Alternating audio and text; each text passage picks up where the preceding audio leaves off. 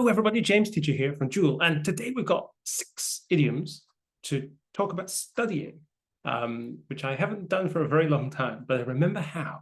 So let's jump in, okay? Now remember, this worksheet is for free. It's for you guys to study, to learn, to enjoy learning English, and this is all in the link below, so click on the link below.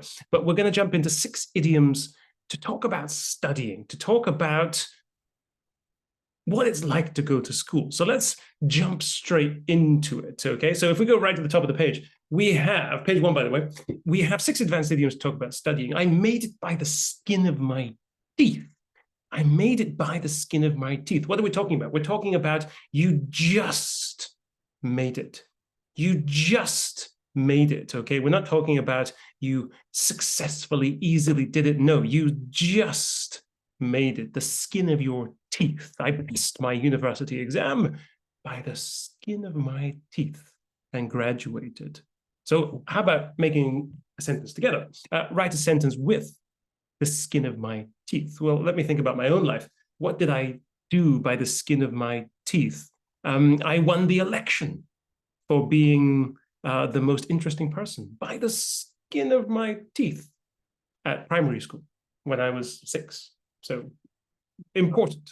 Now, next one. If we go down, we have to hit the books, to hit the books, to study hard. Why would you study hard? Well, the test is tomorrow. My God, I'm in a nightclub.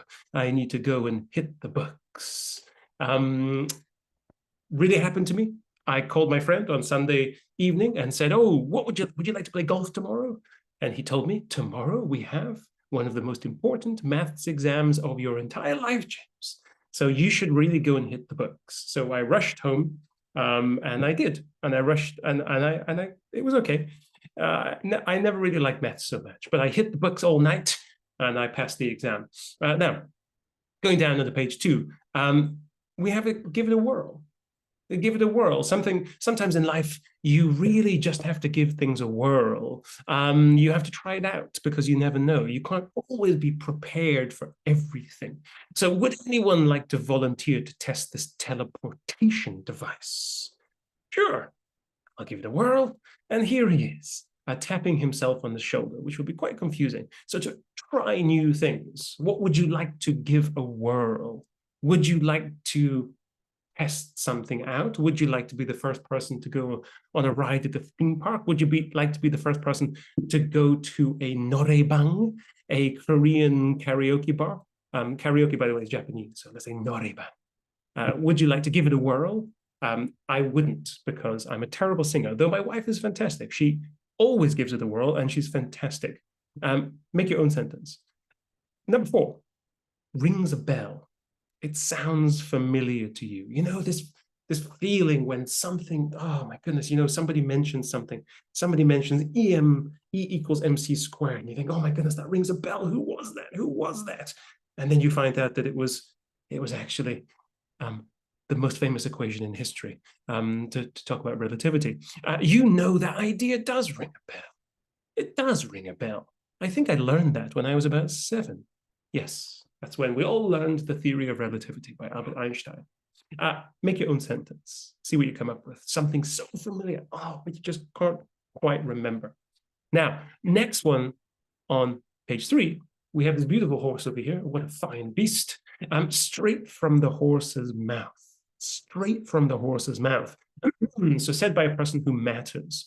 So how did you find out about something? Was it hearsay? Was it gossip? Or was it straight from the horse's mouth? Well, in this case, Professor N.O.T., a clue, you could say not a clue, told us to read the chapter by Vickers for the test on Monday. Straight from the horse's mouth. Why is it straight from the horse's mouth? Well, because Professor Not a Clue told us to read that chapter. That means it is straight from the horse's mouth. It's from the person who matters. It's fact-checked. By the way, Vickers, this is from one of my favorite films, Matt Damon, Robin Williams. Guess the film, guess the movie. What is it? Tell me in the comments below. Now, finally, my favorite, because I may have done this quite a lot when I was younger, to wing it. To wing it. So to wing something, when you wing it, you just don't have a plan. So sometimes you just have to turn up and do a presentation. You've got no plan. You just get on with it without a plan. So did anyone prep for this presentation? Oh no, let's just wing it and hope we get away with it. I winged so many presentations and so many pieces of homework when I was younger, and I still do. Sometimes I think you're more creative when you wing it. So there we go, guys. 6, c'est la vie. 6 advanced idioms you can use to talk about studying, but not just about studying. You can use these to talk about anything. So to wing it, you can wing something at work, you can wing something in life, straight from the horse's mouth, could be in any kind of situation, but they're great when we're talking about studying. So try it out. Download this worksheet from the link below, and I hope you guys enjoy it, and you study, and you learn something. Okie dokie. So I'll see you guys next time with another free worksheet, which we worked hard all night to create, so you guys can study English and feel more comfortable, feel more fluent. Bye-bye, guys.